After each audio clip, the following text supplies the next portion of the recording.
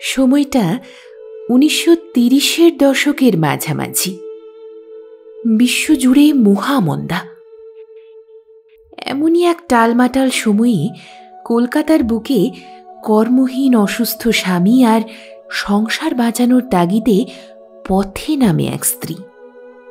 বেছে নেয় এমন এক জীবিকা যা এই 2025-এ দাঁড়িয়েও আমরা কল্পনা করতে পারি না।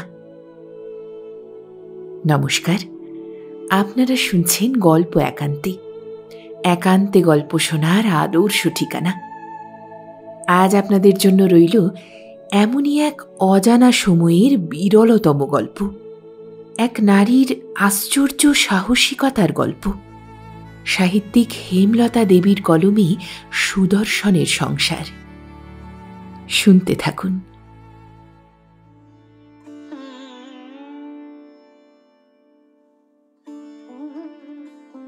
সুদর্শন বিয়ে পরীক্ষা দিয়ে বাপের মনটাকে আনন্দে ভরিয়ে দিল।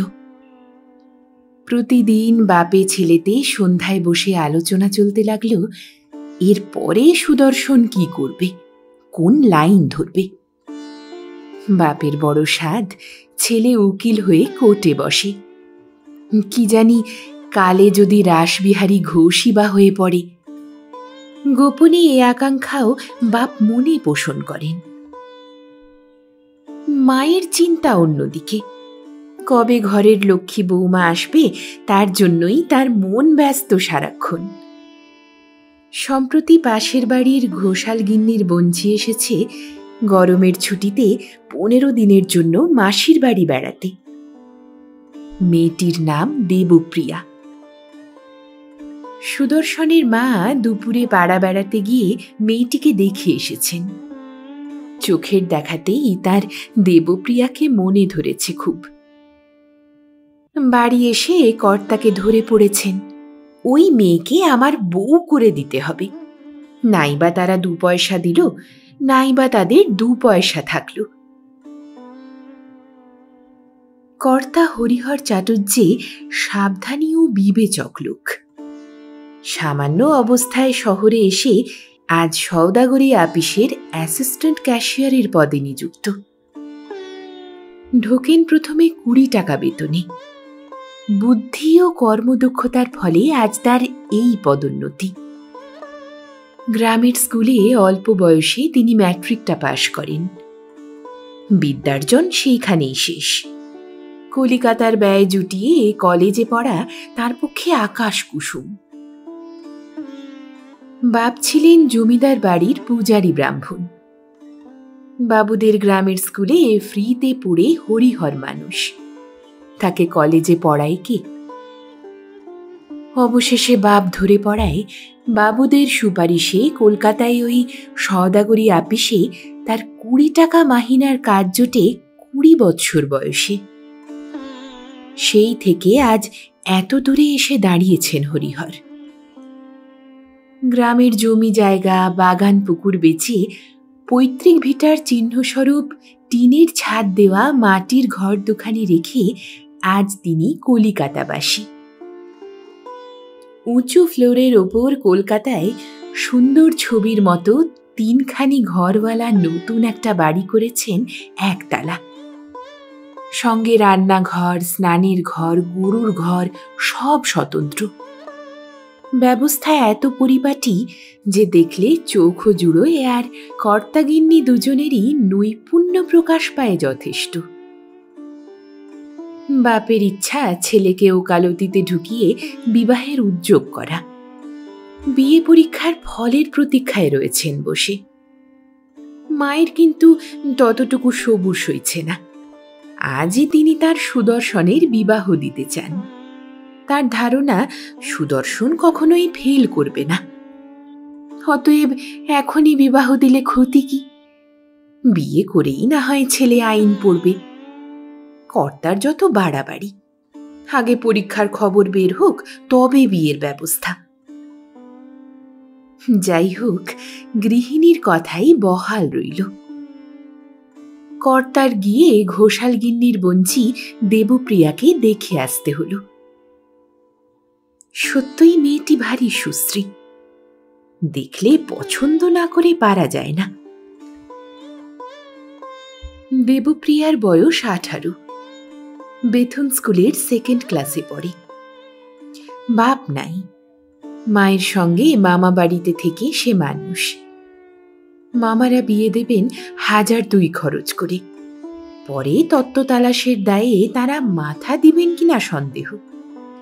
ঘোষাল গিন্নির কাছ থেকে এই ভিতরের খবরগুলো সুদর্শনের মা জোগাড় করে এনে দিলেন কর্তার কাছে। সঙ্গে সঙ্গে মন্তব্যও দিলেন, কি করা যায় বলো, তারা যা দেয় দেবে। অমন মেয়েটি তা বলে হাত ছাড়া করা যায় না।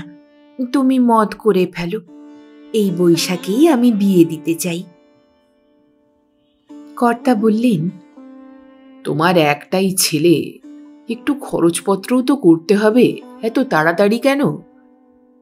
গৃহিণী বললেন, আমার এক ছেলে, তার আর বিয়ের খরচ জুটবে না?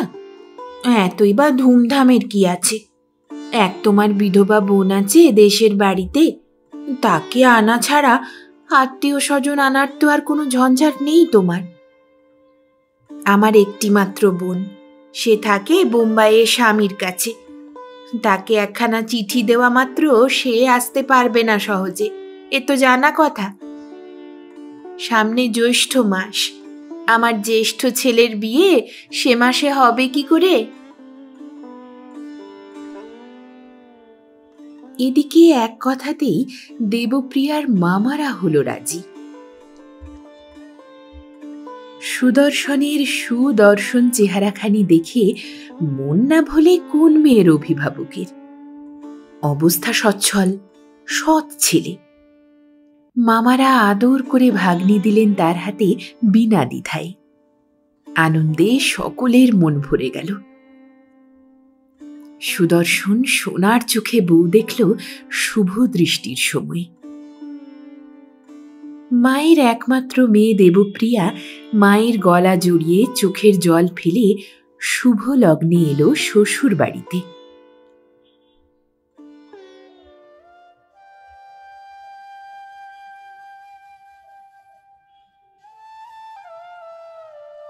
সুদর্শনের বিয়ের পর 8-9 বছর কেটে গেছে।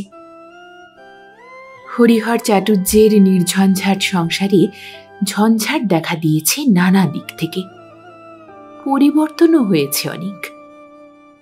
বিয়ের 2 বছর পরে দেবপ্রিয়ার কোলে যখন 6 মাসের শিশু, হরিহর ইনফ্লুয়েঞ্জা রোগে হঠাৎ মারা গেলেন 52 বছর বয়সে।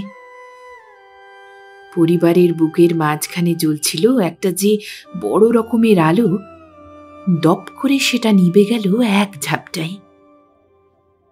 সঙ্গে সঙ্গেই সুদর্শন ওকালতির প্রথম পরীক্ষায় ফেল করল।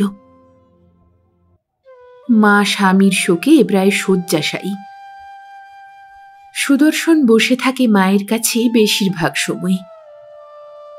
ছোট শিশুটিকে শাশুড়ির কোলের কাছে শুইয়ে রেখে দেবপ্রিয়া একাই সংসারের সব কাজ সারে 2 হাতে। ওকালতি পড়াটাই ধরে থাকবে কি বাপের আপিসের বড় সাহেবকে বলে সেখানে একটা চাকরি নেবে, এই চিন্তাটা সুদর্শনের মনে আসে যায়। ভাবায় তাকে অনেকখানি। মা ও দেবপ্রিয়া দুজনেই বললেন, কর্তার যখন ইচ্ছা ছিল তোমার উকিল হওয়া, তখন সেই চেষ্টাই আগে করতে হবে। দেবপ্রিয়া বললে, বাবা নেই বলে বাবার কথা ফেললে চলবে না, তোমাকে ওকালতিই পড়তে হবে। সুদর্শন বললে, ঘরের খেয়ে পড়ার খরচ জুগিয়ে চলবে কতদিন সেটা ভেবে দেখো। এই তো প্রথম পদক্ষেপেই ব্যর্থ হলুম। ঠিক ঠিক পাশ করেই যে যেতে পারবো প্রত্যেকবার, তাই বা কি করে বলা যায়? 3 বছর টানা পড়তে হবে, কম দিন তো নয়। দেবপ্রিয়া বললে, চাকর ছাড়িয়ে দেব, খুব কম খরচে চালাবো, তাতেও কি 3 বছরের ব্যয় সংকুলান হবে না? বাবা তো কিছু রেখে গেছেন। 2500 টাকার কোম্পানির কাগজ আর এই বাড়িখানা ছাড়া বাবার তো আর কিছু নাই। এতে সংসার চলবে, পড়ার ব্যয় চলবে, এতটা ভাবা দুঃসাহসের কাজ। যাই হোক, সুদর্শন আইন পড়তে লাগল। বাবার আপিসে ঢোকার চেষ্টা ছেড়ে দিল। আপিসের বড়বাবু সুদর্শনকে ডেকে পাঠিয়ে বললেন, তোমার বাবার কর্মকুশলতায় ও সততায় আমরা বিশেষ সন্তুষ্ট ছিল। তার 1 বছরের বেতন আপিস থেকে দেওয়া হবে তোমাকে।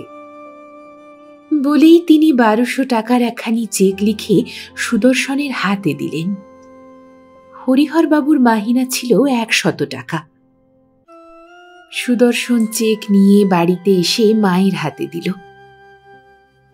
চেক দেখে মায়ের 2 চোখে দরদর ধারায় জল পড়তে লাগল। বললেন, তুই নে, যা ভালো হয় করকে। ওসবের দিকে তাকাতে আর আমার ইচ্ছা নাই বাপু। সুদর্শন মায়ের চোখের জলের দিকে চেয়ে বললে, মা তুমি শান্ত হও। আমি মানুষ হয়ে বাবার নাম রাখতে চেষ্টা করব। আর এই খোকা তোমার কাছে রইল, ওকে তুমি মানুষ করো। দেবপ্রিয়াকে তো সারাদিন সংসার নিয়ে থাকতে হয়, তুমি না দেখলে খোকাকে দেখবে কে? এই বলে মায়ের কোলে খোকাকে তুলে দিলে। খোকা খেলতে লাগলো ঠাকুর মায়ের কোলে। সুদর্শন উঠে গিয়ে দেবপ্রিয়ার কাছে বললে, বড় সাহেব বাবার কাজের পুরস্কার স্বরূপ আমাকে এই 1200 টাকা দিয়েছেন। চেকটা ভাঙিয়ে টাকাটা এখন সেভিংস ব্যাংকে জমা দিয়ে রাখি। হাতের কাছে থাকলে যখন যেমন দরকার তুলে আনতে পারবো। দেবপ্রিয়ার মুখখানা আনন্দে উৎফুল্ল হয়ে উঠল। বলল, দেখলে, বাবা তোমার পড়ার খরচ পাঠিয়ে দিয়েছেন। বলে শ্বশুরের উদ্দেশ্যে জোড়হাত করে প্রণাম করলে।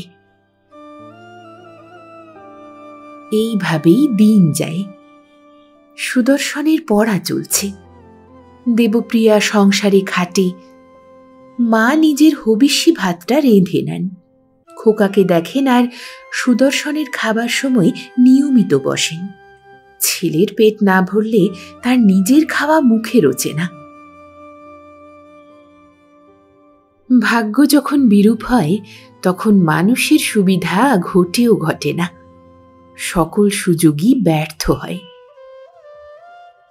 দ্বিতীয়বার পরীক্ষা দিয়েও সুদর্শন ফেল করল। সুদর্শন বুদ্ধিমান ছেলে, তবুও যে সে বারংবার ফেল করছে সেটা অদৃষ্টের ফেরই বলতে হবে। দেবপ্রিয়া এই বলেই মনকে প্রবোধ দিল।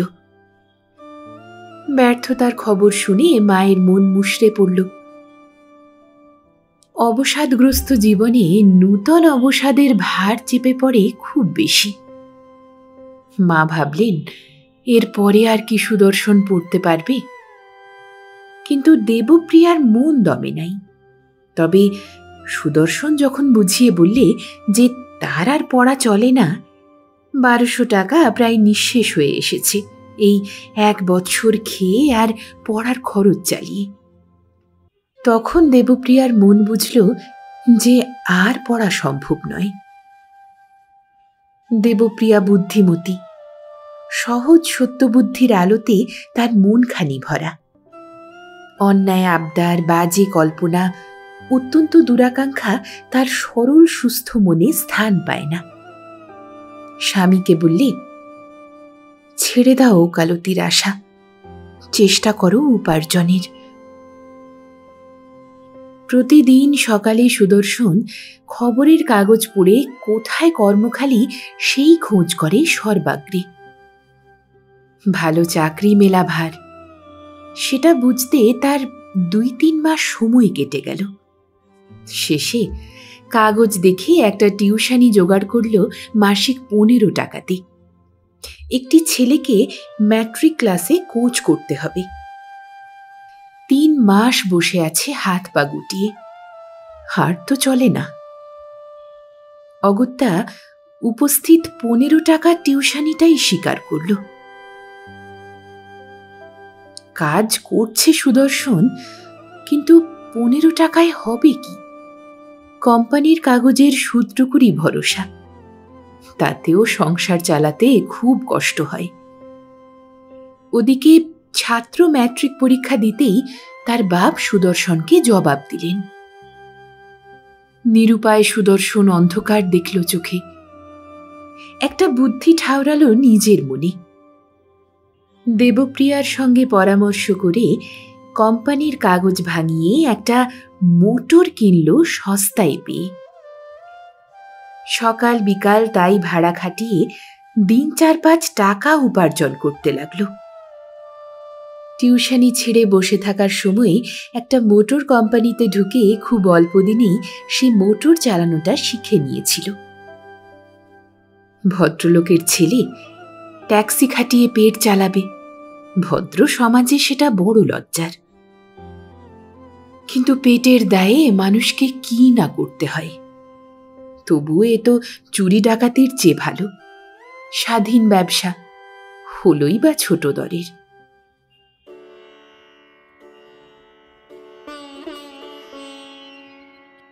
এইভাবে 8 বছর সুদর্শন ট্যাক্সির কাজ করে সংসার চালাচ্ছে। সময় সময়ে রোজগার হয় খুব বেশি, আবার সময় সময়ে কিছু কম। বর্তমানে একরকম সচ্ছলে চললেও ভবিষ্যতের ভাবনা সুদর্শন একেবারে ভুলে থাকতে পারে না। যখন 8 বছর ব্যবহারে পুরনো দরে কেনা মোটরখানি অতিমাত্রায় ঘোরাঘুরির ফলে প্রায় অচল হয়ে এলো এবং সেখানি বদল দিয়ে ঘরের জমানো কোম্পানির কাগজ কিছু পরিমাণে ভাঙিয়ে একখানি নূতন মোটর কিনতে হলো, তখন ভয় ভাবনা দুই তার মনে চেপে বসল অনেকখানি। ট্যাক্সির ব্যবসায় খরচা পুষিয়ে লাভ থাকে মন্দ নয়, কিন্তু নূতন ট্যাক্সি কেনার মূলধন সে জোগাতে পারে না। কাজেই ভাবনার কথা জড়িয়ে রইল ব্যবসায়ের সঙ্গে। বারংবার মূলধন জোগাবে কি? এদিকে পরিশ্রমও কম নয়। বড়দিনের ছুটির সময়ে ট্যাক্সিতে লাভ হয় খুব, যদিও দিন রাত সেই সঙ্গে খাটুনি বাড়ে যথেষ্ট। থিয়েটার, বায়োস্কোপ, সার্কাসে যাওয়ার ধুম সেই সময় বেশি। এই সময়ে বাড়ি ফিরতে কোনোদিন রাত 1টা, কোনোদিন 2টা হয়ে যায় সুদর্শনের। এবছর শীতটাও পড়েছে খুব বেশি। রাতে ঠান্ডা লেগে সুদর্শনের একদিন চেপে সর্দি জ্বর এলো। জ্বরের প্রকোপ দেখে মায়ের বিষম ভাবনা। এইরকম সর্দি জ্বরে স্বর্গীয় কর্তার ইনফ্লুয়েঞ্জা হয়েছিল 2 দিনে। শেষে তাইতে তার জীবন শেষ হয়েছিল। সেই কথা স্মরণ করে মায়ের মন দমে গেল প্রথম থেকেই।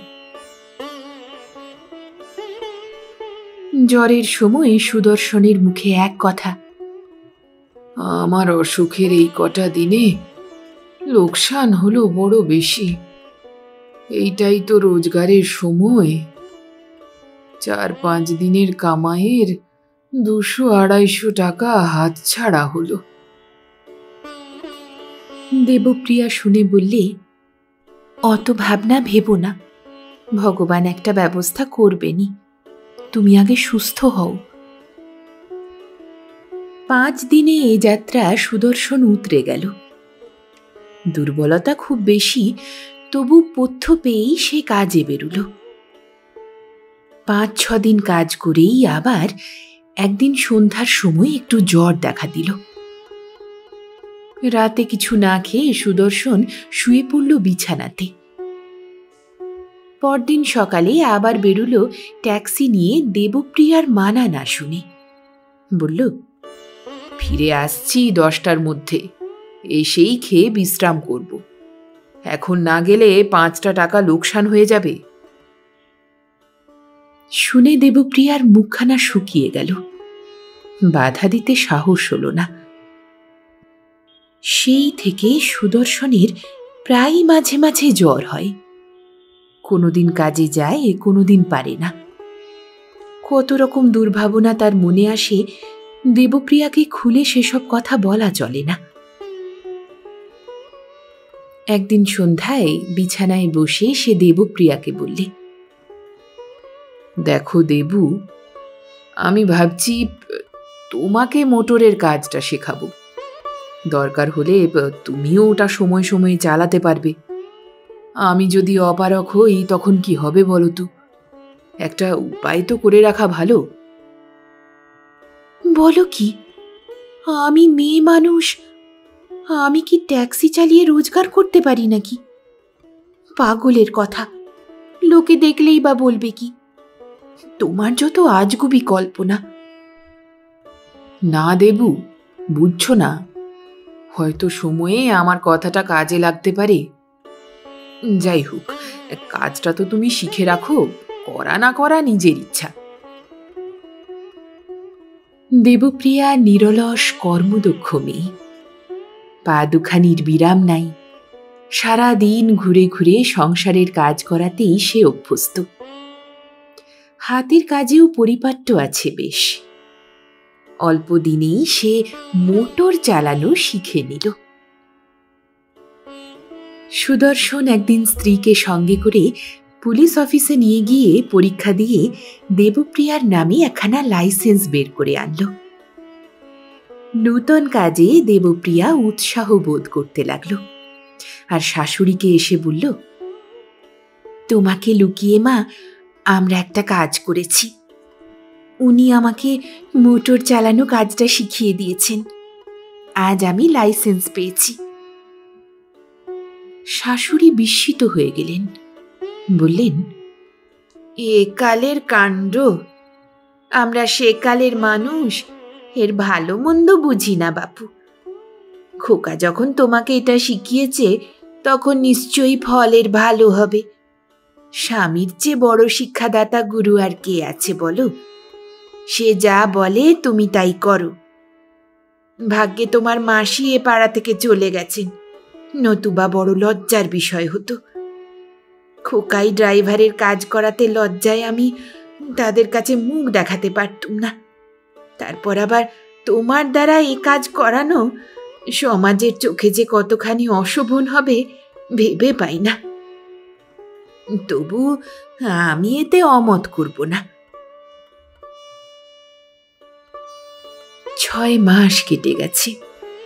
সুদর্শনের এখন রোজ জ্বর আসছে। পাড়ার বড় ডাক্তার কে ঘোষ দেখে বলেছেন, জ্বরটা নাকি কালা জ্বর, সহজে সারবার নয়।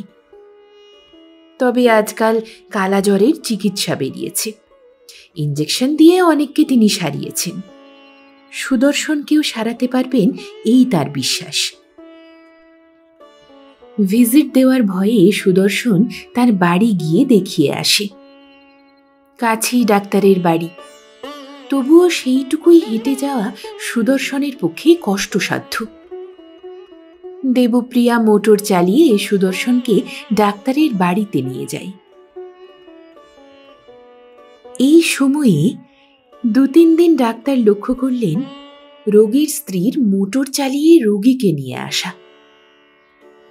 বড় ঘরের মেয়েরা অনেকেই আজকাল মোটর চালান, তিনি দেখেছেন এবং জানেন, কিন্তু সাধারণ গৃহস্থ ঘরের মেয়ে মোটর চালায় এটা দেখলেন তিনি এই প্রথম।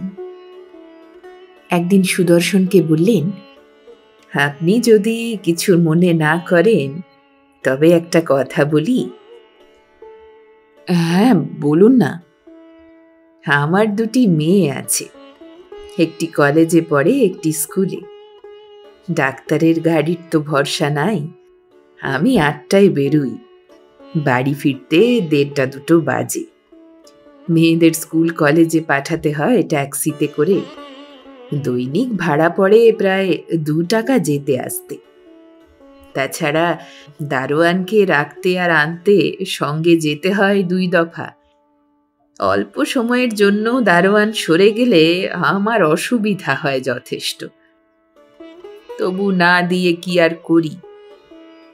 আপনার স্ত্রী যদি ওদের 2 বেলা দিয়ে আর নিয়ে আসেন তবে আমি নিশ্চিন্ত মনে লোক সঙ্গে না দিয়েই ওদের পাঠাতে পারি। এজন্য মাসে 40 টাকা বরাদ্দ করাতে আমি প্রস্তুত আছি। দেবপ্রিয়াকে না জিজ্ঞাসা করেই সুদর্শন ডাক্তার ঘোষের প্রস্তাবে সম্মতি জানালো এক কথায়। পরদিন ৯টায় দেবপ্রিয়া সুদর্শনকে খাইয়ে, খোকাকে স্কুলে পাঠিয়ে এক দফা ঘরের কাজ সেরে ডাক্তার ঘোষের দুয়ারে মোটর নিয়ে হাজির। ডাক্তার ঘোষের মেয়ে দুটি শিক্ষিতা ও সুন্দরী, নাম দীপ্তশিখা আর পুণ্যশিখা। মেয়ে দুটি হাসি মুখে মহিলা ড্রাইভারটির দিকে চেয়ে দেখে বললে, আপনি বোধহয় আমাদের স্কুল চেনেন না, চলুন আপনাকে প্রথম দিনটা পথ দেখিয়ে নিয়ে যাই। আপনাকে পেয়ে বাবা খুব খুশি হয়েছেন। বুড়ো কেশরী সিংকে আর আমাদের সঙ্গে যেতে হবে না। আপনি মোটর চালাতে শিখলেন কোথায়? আমাদের একটু শিখিয়ে দেবেন? বেশ তো, শিখবেন। মোটর হু হু শব্দে চলে 12 মিনিটে স্কুলে পৌঁছে গেল। বাড়িতে ফিরে সুদর্শনের জন্য পুরানো চালের গলা ভাত আর শিঙ্গি মাছের ঝোল তৈরি করে তুলল দেবপ্রিয়া ৮ ঘন্টার মধ্যে। স্বামীকে খাইয়ে স্নান করে শাশুড়ির কাছে গিয়ে নিজের নূতন রোজগারের খবর দিল। শাশুড়ি 2 হাতে বউয়ের মাথায় হাত রেখে আশীর্বাদ করে বললেন, তোমার গুণে সুদর্শন যদি এ যাত্রা বাঁচে বৌমা। দেবপ্রিয়ার 2 চোখ জলে ভরে এলো। সংসার এইভাবেই খুব কষ্টে চলে, তবু এই নূতন রোজগারের ফলে অনাহারে পরিবারটিকে শুকিয়ে মরতে হয়নি। মাসে গোটা 12 টাকার পেট্রোলে স্কুলে যাতায়াত চলে যায়, বাকি টাকায় দেবপ্রিয়া খরচ চালায়।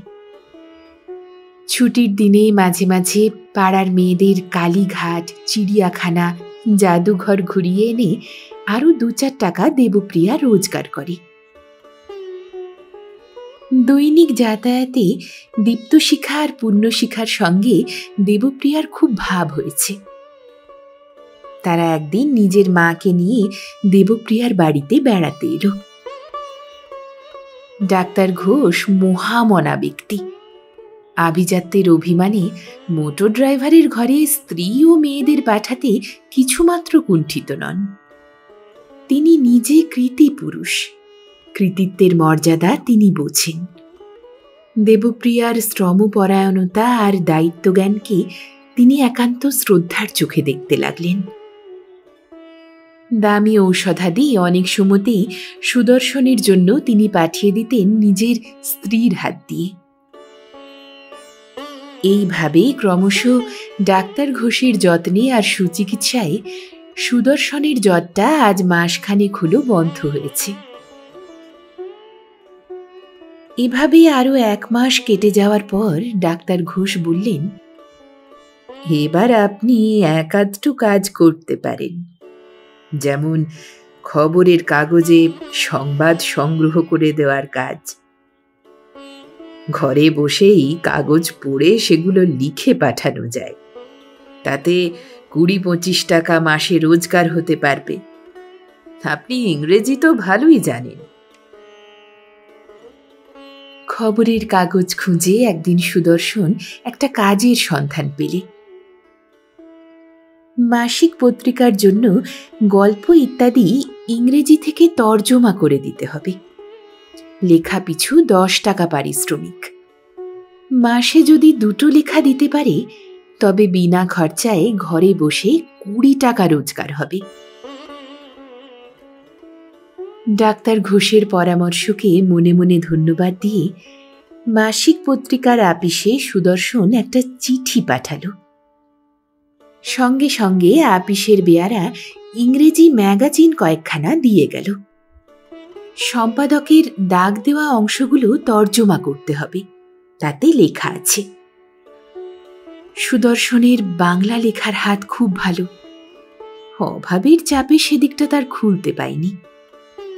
এখন তর্জমা পাঠানোর সঙ্গে সুন্দর মৌলিক প্রবন্ধ লিখে পাঠাতে লাগলো, তাতেও 2 পয়সা ঘরে আসে।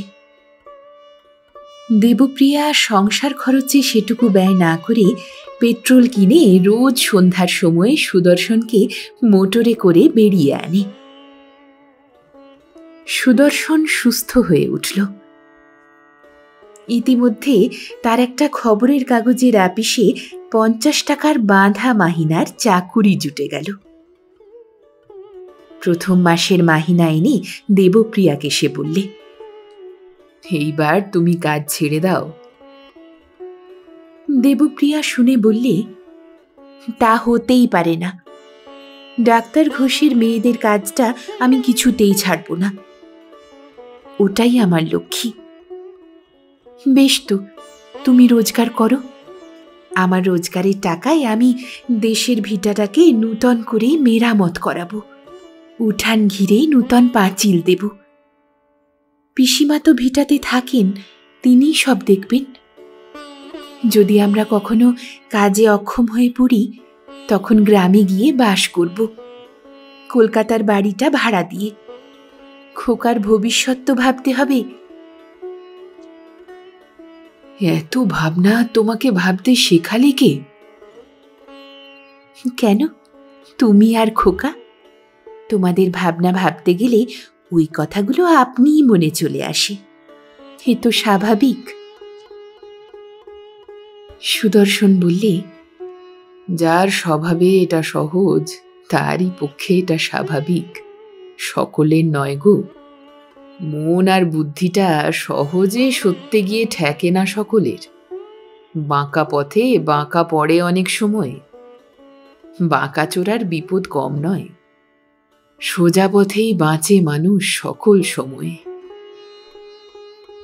সুদর্শনের এই দার্শনিক তথ্য দেবপ্রিয়ার মনে তেমন বসল না। সে বলল, যাই, তোমার জন্য গরম লুচি আর মোহন ভোগ করে আনি, তুমিও খাবে, খোকাও খাবে।